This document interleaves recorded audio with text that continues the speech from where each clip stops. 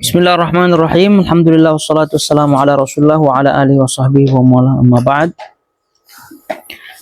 Tapi kembali kita membuka kitab Al-Fiqhul Muyassar fi Dhawil Kitab was Sunnah, dan sebagaimana dimaklumi kita sudah membahas Al-Mas'alatu Tsalitsatu, yaitu pembahasan yang ketiga daripada kitab At-Taharah, Al-Babul Awal.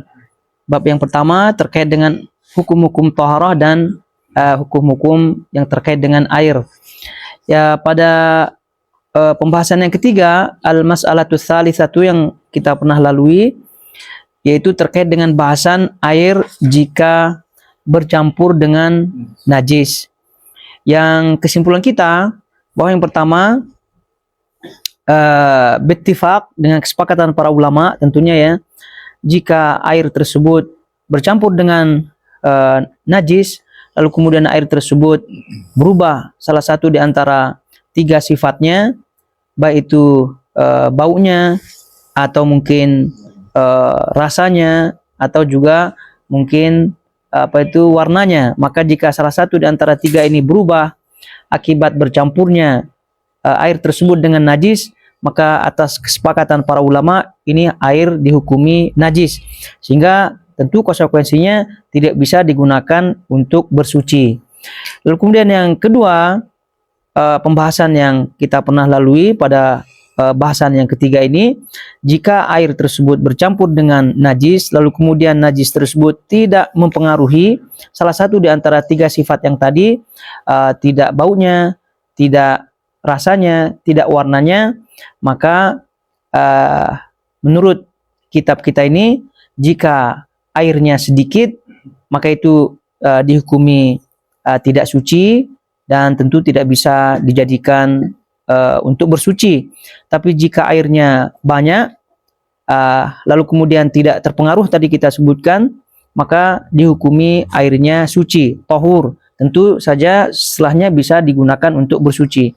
Namun di sana ada pendapat lain, dan itu pendapat yang kita pilih, bahwa jika air tersebut bercampur dengan najis, lalu kemudian najis tersebut tidak berpengaruh pada air tersebut, tidak berpengaruh pada salah satu sifat yang tadi disebutkan, tidak bau, tidak rasa, dan juga tidak warna, maka tidak dibedakan antara sedikit atau banyaknya air. Jadi tetap dihukumi suci dan bisa dijadikan untuk bersuci. Dan ini yang kita pilih, dan ini wallahu ta'ala alam yang rajih, karena memang dalil dalam bab ini itu tidak ada yang sharih, jelas secara langsung terkait dengan pembedaan antara sedikit dan banyaknya air. Sementara kita pegang kaidah bahwa air tersebut hukum asalnya adalah suci, dikeluarkan daripada kesucian hukum asalnya apabila ada dalil yang jelas. Jadi jika tadi di awal suatu najis bercampur dengan air yang suci, lalu kemudian najis tersebut mempengaruhi dan merubah daripada sifat atau salah satu di antara sifat air, maka ini dalilnya jelas, maka bisa kita sebutkan air itu najis, bisa kita sebutkan air itu tidak suci. Tapi apabila najis tersebut tidak berpengaruh pada air, mau airnya banyak atau airnya tidak banyak, maka tentu kita tidak bisa mengeluarkan kesucian air yang merupakan hukum asal tersebut tanpa ada dalil yang jelas. Dan tentu ini tadi kita sebutkan ada banyak versi pendapat yang merincikan, tadi kita sebutkan sesuai dengan kitab kita. Namun wallahu ta'ala tadi kita sebutkan, yang kita pilih pendapatnya adalah tidak membedakan antara air yang banyak dan air yang sedikit. Dengan kata lain, dua kula atau lebih dan seterusnya, kita tidak membedakan hal itu selama airnya tidak terpengaruh atau najis tidak mempengaruhi air tersebut, maka selama itu bisa digunakan untuk bersuci. Tapi itu ringkas daripada pembahasan kita pada al-mas'alatu tsalitsatu, yaitu pembahasan yang ketiga terkait dengan air ini. Lalu kemudian kita melihat sekarang al-mas'alatu ar-rabi'atu, yaitu pembahasan yang keempat, al-ma'u idza khalatahu tahirun. Air jika bercampur dengan tahirun, yaitu benda yang suci. Ya tentu sudah jelas ya perbedaan antara pembahasan yang ketiga dengan pembahasan yang keempat. Kalau pembahasan yang ketiga, air yang bercampur dengan najis. Kalau yang ini bahasanya adalah air yang bercampur dengan benda suci. Dan ini kita bayangkan ya betapa banyak benda suci ya, benda suci. Dan lagi-lagi sebagaimana halnya benda najis yang pernah kita sebutkan, ada yang bersifat cair ya, ada yang keras dan seterusnya. Maka begitu juga dengan thahirun, yaitu benda yang suci, ada yang keras, ada yang cair dan seterusnya. Oleh itu, sebagaimana halnya pembahasan terkait dengan bercampurnya air atau terpengaruhnya air dari sisi mujawarah, dari sisi kedekatan air tersebut dengan benda-benda yang memiliki bau yang tajam, maka demikian juga dengan apabila air yang berdekatan dengan benda-benda yang berbau tajam namun thahirun, namun suci. Maka ini kalau hanya sekedar raihah, kalau sekedar bau, ya tentu tidak berpengaruh pada kesucian daripada air tersebut, maka ini tentu dihukumi suci air tersebut. Taib. Jadi kita bayangkan ya, kita bayangkan benda suci melebihi bayangan kita terhadap benda yang najis. Walaupun najis yang raihahnya itu. Ini kalau najis sudah kita ketepikan bahasanya. Jadi ini kan kita benda suci, ini benda suci banyak ya, barang-barang yang suci banyak, yang bisa kira-kira masuk ke dalam air, yang bisa kira-kira mempengaruhi air tersebut banyak. Ada depan kita sabun lah, ada depan kita daun-daunan lah, ada depan kita bahkan tisu lah, garam lah, gula lah, creamer lah, gitu kan, bisa aja. Atau kopi lah, atau mungkin gula merah dan seterusnya lah, gitu, gula aren. Baik, kita baca saja dulu ya apa yang disebutkan oleh kitab kita terlebih dahulu. Jadi al-mas'alatur rabi'atu, pembahasan yang keempat. Ini masih di bab al-awwal, bab yang pertama. Al-ma'u idza khalatahu tahirun. Air jika bercampur dengannya benda atau barang yang suci. Al-ma'u idza khalatathu maddatun tahiratun. Air yang jika bercampur dengannya barang atau benda yang suci, ka'awraqi al-asjar awis sabun aw al-ushnan.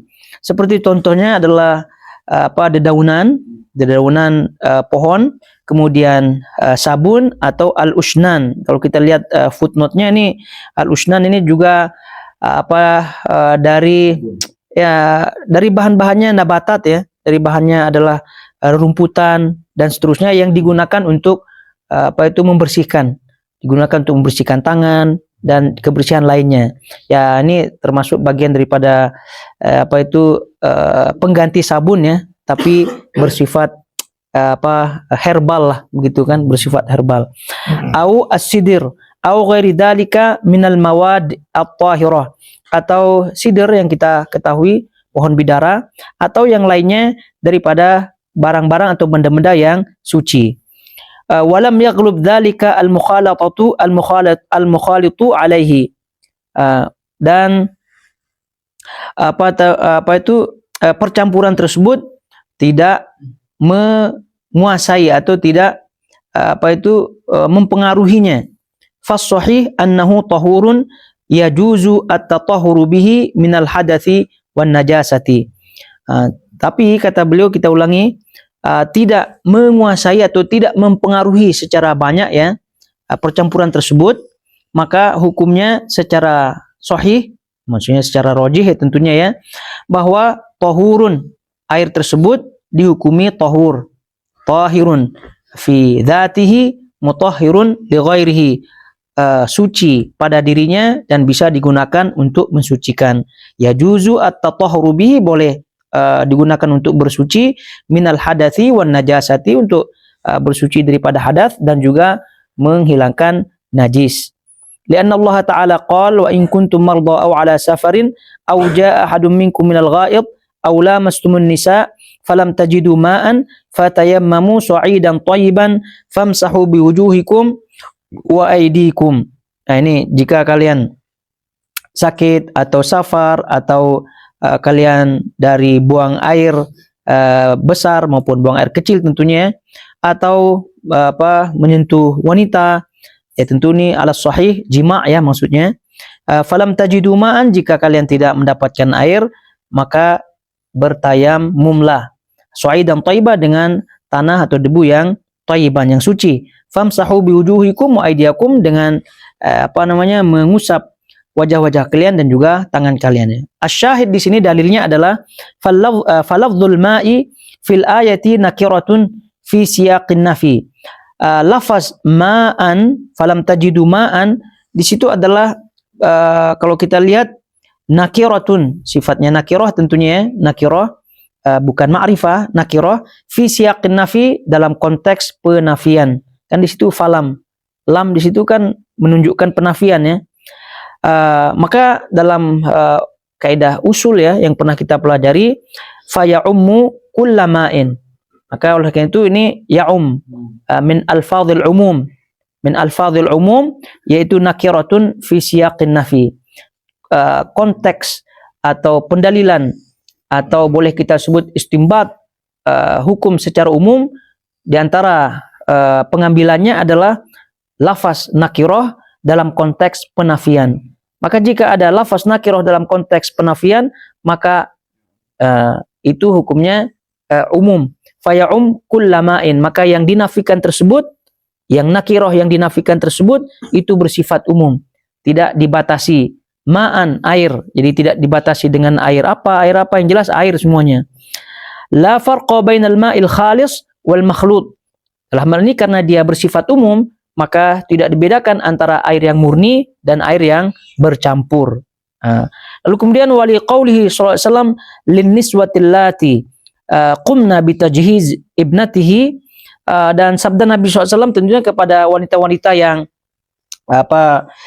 memandikan putri beliau yang meninggal ya, igsilnaha thalathan aw khamsan aw akthar min dhalika in ra'aitunna bima'in wa sidrin waja'alna fil akhirati kafuran aw syai'an min kafur. Jadi asyahid dalilnya di situ adalah wajhu al-istidlal. Kata Nabi SAW di situ in ra'aitunna bima'in wa sidrin, jika kalian memandang perlu ya, maka dengan air wasidr, air yang bercampur dengan air bidara begitu. Jadi di sini disebut bima'in wasidrin, ini poinnya. Bahwa air yang bercampur dengan sidr kan tohir ya. Sidr kan benda yang benda yang suci. Maka sidr dalam hal ini apabila bercampur dengan air lalu kemudian sidrnya tidak melampaui daripada airnya tersebut, ya, menurut kitab kita ini hukumnya tohur begitu. Jadi beda cerita kalau misal sidrnya lebih banyak daripada airnya. Berarti itu namanya air sidr ya. Ini kan disebut bima'in wasidr. Berarti melampaui itu maksudnya lebih banyak. Lebih banyak atau memang rihnya, ta'amnya atau lauk? Tidak. Jadi yaghlub alaihi lam yaghlub dzalika al-mukhalit alaihi. Jadi tidak melampaui yang mencampuri dengannya, yang mencampurinya. Jadi lebih banyak. Kalau terkait dengan terpengaruhnya warna mungkin atau rasa mungkin atau mungkin bau, itu kemungkinan ada. Karena ketika bercampur dengan sidr, air tersebut misal untuk digunakan memandikan jenazah ya, itu pasti ada itu. Baunya ada, mungkin rasanya juga ada. Tapi poinnya di sini lam yaghlub dzalika. Jadi tidak melampaui. Tidak melampaui. Jadi kalau melampaui berarti sudah namanya sudah lain ya, sudah berubah namanya daripada air kepada sidrnya lebih banyak. Jadi al-mas'alatu rabi'atu, pembahasan yang keempat ini harus kita pahami ya. Pertama, bahwa para ulama boleh disebut ya jumhur ya menyatakan bahwa apabila airnya tersebut itu tidak kalah dengan benda yang suci yang bercampur padanya, maka dihukumi tohur. Jika benda yang suci tersebut itu melampaui daripada airnya sehingga itu sudah merubah daripada karakter rupa daripada air, maka tentu ini tidak dihukumi tohur. Tidak dihukumi tohur, maknanya tidak bisa digunakan ini. Oleh karena itu gambaran ringkasnya Nabi SAW itu kan menyebutkan in ra'aitunna, jika kalian memandang perlu ya, bima'in wasidr. Jadi jika kalian memandang ya tambah dia air dengan sidr. Jadi sidr di sini tidak melampaui jumlah daripada air tersebut, sehingga walaupun bercampur dan terpengaruh dan ada juga berubah bau, rasa dan seterusnya, maka ini tidak terpengaruh, tidak terpengaruh. Lalu kemudian bagaimana dengan yang tohur yang lainnya atau benda tohir yang lainnya? Maka dikiaskan kepada ini. Oleh karena itu disebut di sini ka'awraqil asjar was-sabun wal usnan. Begitu juga. Jadi jika sabunnya, lalu kemudian juga ya benda-benda suci lainnya itu tidak melampaui daripada jumlah airnya, karena kalau melampaui itu sudah lain. Namanya juga kalau misal sabun ya. Ya, sedikit aja dia langsung. Sabun nggak harus melampaui udah. Sedikit aja sabun udah. Oh iya, berarti kalau udah melampaui berarti sudah tidak di ini. Sudah karena ada namanya sabun ke setitik mungkin airnya terlalu banyak kan. Akhirnya dia tidak melampaui. Tapi ya kalau udah melampaui maka lain ceritanya. Yang berubah. Jadi intinya, melampaui di sini kalau sudah melampaui lalu kemudian hasil melampauinya itu berubah, kita punya pandangan terhadap air tersebut, sehingga kalau kalau ma wasidir, ini kan kata Nabi ma wasidir. Pembahasan kita kan air bercampur dengan suci, air benda yang suci. Maka apabila tidak lam yaghlub dzalikal mukhalit alaihi, jika yang bercampur dengannya tidak melampauinya air tersebut, maka as-sahih tahur. Jadi ya tentu ukuran melampaui dan tidak melampaui ini pandangan kita gitu kan. Pandangan kita udah jelas lah ya. Kalau sabun itu bisa setitik saja sudah melampaui, artinya sudah berbusa-busa ya berarti ya. Gimana kita mau hukumi dia tahur ya? Tapi kalau ma wasidir yang disebut oleh Nabi ini kan kita paham lah ya. Jauh lah, berarti airnya 1 ember gitu kan, mungkin sidirnya berapa helai lah gitu kan, helai dan seterusnya. Terus balik kepada pembahasan ini, karena ini kan ringkas ya di kitab kita. Kalau kita lihat pembahasan ulama terkait dengan percampuran air dengan benda yang tohir, itu lebih panjang bahasanya dengan yang najis ya, yang najis, karena benda tohir ini lebih banyak daripada najis. Jadi itu ya ringkasnya, walaupun oleh karena itu ya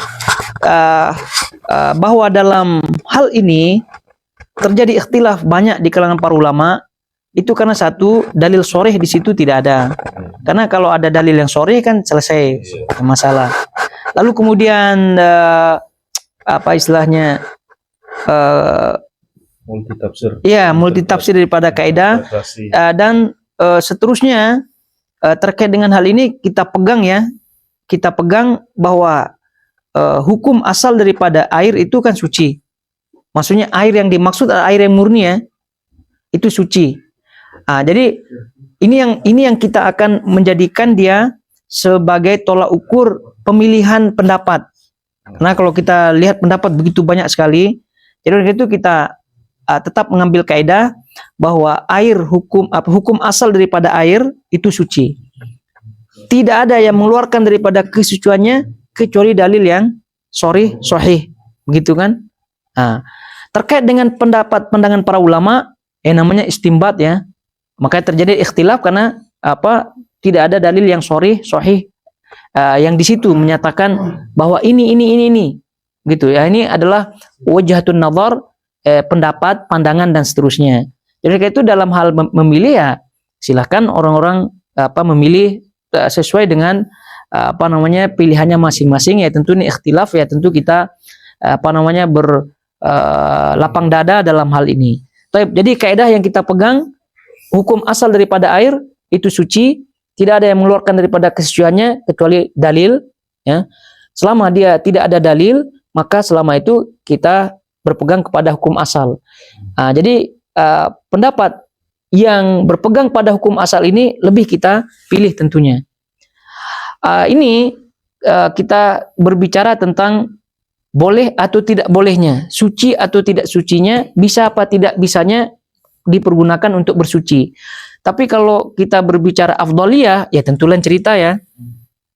Sama juga ketika kita berbicara air yang banyak atau air yang sedikit lah ya, jika bercampur dengan najis, bahasan kita yang tadi, lalu kemudian najis tersebut tidak mempengaruhi air yang sedikit tadi, boleh apa tidak kita pakai bersuci? Menurut pendapat yang kita ambil, boleh.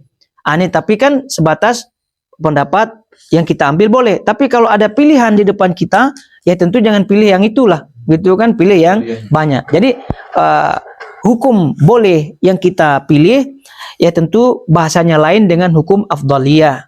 Jadi ketika kita berbicara hukum boleh, maka ibaratnya tidak ada pilihan di depan kita.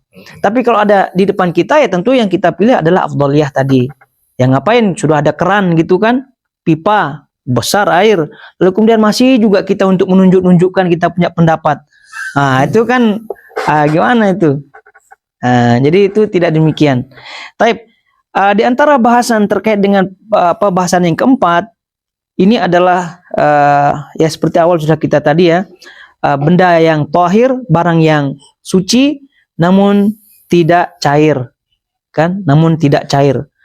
Tapi yang tadi sudah kita sebutkan, kaidahnya apabila air tersebut atau benda atau barang yang suci tersebut tidak melampaui daripada air tersebut, maksudnya melampaui di sini sehingga merubah karakter daripada air, maka selama itu air itu berada dalam hukum asalnya. Berlaku juga dalam hal ini adalah terkait dengan air yang bercampur dengan garam. Dan ini dibahas juga oleh para ulama terkait dengan apa istilah mereka al-milhul ma'i dengan al-milhul ma'dani. Itu mereka bedakan. Kalau air yang bercampur dengan al-milhul ma'i, itu hukumnya tahur. Ya. Kalau yang bercampur dengan al-milhul ma'dani, maka apabila menguasai, melampaui rasanya semuanya, maka itu katanya airnya tahir. Katanya bukan tohur. Tapi lagi-lagi kita menggunakan kaidah tadi ya, kaidah awal bahwa hukum asal daripada air adalah tohur, suci ya, tidak bisa dikeluarkan kecuali dengan dalil. Maka percampuran al-milh, garam ya, terutama ya garam ya, itu kan asalnya memang dia tohir dia asalnya, asal garamnya. Jadi oleh itu dibedakan. Tapi kalau al-ma'dani, karena ada juga al-ma'dani ya, misal garam Himalaya, itu kan bukan dari laut ya, kan? Garam Himalaya bukan dari laut. Tapi kalau yang garam-garam dari laut, itu ala kulal ini adalah bayangan daripada pembahasan terkait dengan hal ini. Jatuh ikhtilaf di situ, ada yang mengatakan tetap tohur, ada yang mengatakan tidak tohur. Ya, tapi balik kepada kaidah yang tadi ya, selama airnya ternampak air, maka selama itu kita menggunakan dia sebagai alat bersuci. Lagi-lagi ini ya, terkait dengan hukum boleh atau tidak boleh. Terkait dengan afdaliyah tentu ya, kita jauhkan itu supaya terhindar daripada ikhtilaf di kalangan para ulama. Lalu kemudian di antara gambaran bahasan juga daripada masalah yang keempat atau bahasan keempat ini adalah air yang bercampur dengan barang yang tahir, benda yang suci, lalu kemudian merubah daripada bentuk karakter air tersebut, namun barang tersebut susah untuk dihindari. Itu dia. Gimana contohnya kira-kira? Katanya mereka ada air gitu kan, sungai lah, banyak gitu kan, air sungai kira-kira. Terus kemudian atau kolam lah ya. Ya, muncullah lumut-lumut di situ kan, lumut lah atau bunga apalah begitu yang mempengaruhinya, mengaruhi warnanya, mempengaruhi baunya, mempengaruhi rasanya, begitu. Tapi yas'ub ihtiraz minhu, begitu kan, susah untuk menghindar daripadanya. Memang dia tumbuh di situ, lalu kemudian dibersih-bersihkan, tumbuh lagi, disembuh lagi. Itu juga ini ikhtilaf di kalangan para ulama. Ada yang mengatakan, ya jumhur yang mengatakan ya tetap suci ya tohur. Ada yang mengatakan tohur tapi makruh. Ada yang mengatakan ada rinciannya, gitu kan? Kalau semuanya mengatakan tohur, nggak ada yang najis gitu kan? Oh tidak ada. Ini juga yang perlu kita garis bawahi ya. Ini juga yang kita perlu garis bawahi bahwa di awal kita sebutkan, dan itu yang kita ambil pendapat ya, bahwa air itu dibagi menjadi dua. tohur wa najis. Iya. Tohur wa najis, kan? Konsekuensi daripada mengambil dua pendapat ini adalah semua yang kita sebutkan daripada ikhtilaf tadi itu semua hasilnya antara najis dengan tohur, itu saja, selesai, kan? Berarti apa yang tadi kita sebutkan daripada ikhtilaf kalangan para ulama itu semua yang kita ambil adalah tohur. Yang tadi misalnya bercampur dengan garam lah, lalu kemudian apalagi yang ini lagi sekarang ini kan bercampur dengan lumut yang tumbuh di ini dan seterusnya, karena ketika terjadi ikhtilaf di kalangan para ulama yang tadi kita sebutkan, ini konsekuensi daripada pembagian air. Bagi yang menyatakan air itu 3, ada tohur, tohir, dan najis, maka keluasan daripada ikhtilafnya semakin luas. Karena ada celah dia untuk menghukumi air yang selanjutnya imma tohir atau najis. Itu kan? Tapi kalau kita hanya mengambil dua pendapat yang di awal, ini adalah merupakan konsekuensi ya, maka selesai masalah. Ini kita tanya, ketika tumbuhan itu tumbuh dengan sendirinya, lalu kemudian berubah jadi najis apa tidak? Kalau jawabannya tidak, berarti tohur. Karena dua kan, antara dua, kita ini ada dua, simpel saja dua.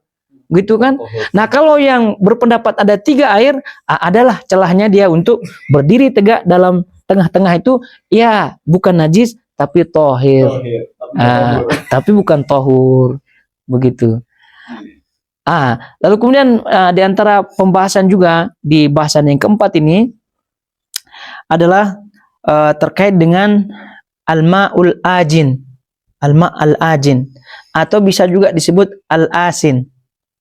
Al-asin atau al-ajin, yang masyhur al-ajin, itu air yang berubah karena lamanya tinggal, lamanya berdiam di suatu tempat. Jangankan air yang manalah, air zam-zam saja kok lama di botol ini dia agak hitam berubah dia. Ya. Ini tidak bercampur dengan tohir, tapi dia masalahnya terlalu lama tinggalnya. Berubah juga warnanya, kadang berubah, baunya apalagi, warnanya rasanya juga sudah ya susah lah.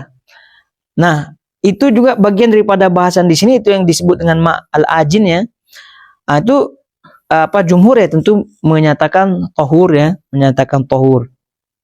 jadi kalau yang di awal-awal sudah mengambil pendapat air itu 2, selesai masalah. Dia asal tidak najis saja, kemudian juga tidak dikeluarkan daripadanya hukum asal daripada air tersebut, maksudnya visual air itu masih ada, maka selama itu dia tohur, sesimpel itu. Jadi ini konsekuensi daripada pembagian air yang pernah kita sebutkan. Jadi itu kalau membagi air 3, memilih air pendapat yang 3, maka celah untuk ikhtilaf, mengambil ikhtilaf ulama di situ banyak. Juga ya selanjutnya agak-agak menyusahkan diri lah, gitu kan? Agak agak panjang urusannya. Jadi oleh karena itu karena penulis kitab kita ini dari awal sudah mendeklarasikan air itu 2, maka pembahasan-pembahasan yang rinci-rinci yang tidak dimunculkan olehnya kan?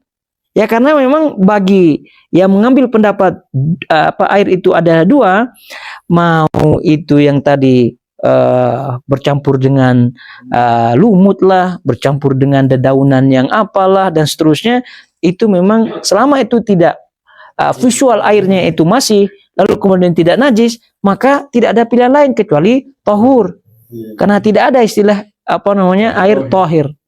Nah, jadi oleh karena itu aman-aman saja. Jadi selama visual airnya itu kelihatan, lalu kemudian tidak najis, maka itu adalah tohur. Jadi itu yang pembahasan yang keempat, al-ma'u idza khalatahu tahirun, selama yang benda tahir itu tidak melampaui daripada air, maknanya tidak mengeluarkan daripada visual airnya sehingga berubah penamaannya, maka selama itu hukumnya tahur.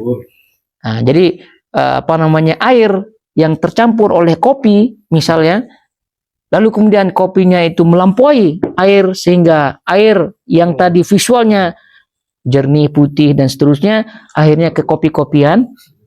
Ya. Ya, itu berarti dikeluarkan daripadanya tahur, cahit dan seterusnya. Jadi walhasil bahwa air itu ada dua, yang kita pilih pendapatnya ya. Lalu kemudian konsekuensi buntut daripadanya itu, maka semua yang bercampur dengan tahir selama tidak merubah visual air menjadi benda yang bercampur dengannya benda suci yang tadi, maka selama itu bisa digunakan sebagai alat untuk bersuci.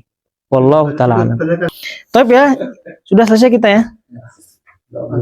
Subhanakallahumma bihamdika asyhadu an la ilaha illa anta astaghfiruka wa atubu ilaik. Wassalamualaikum warahmatullahi wabarakatuh.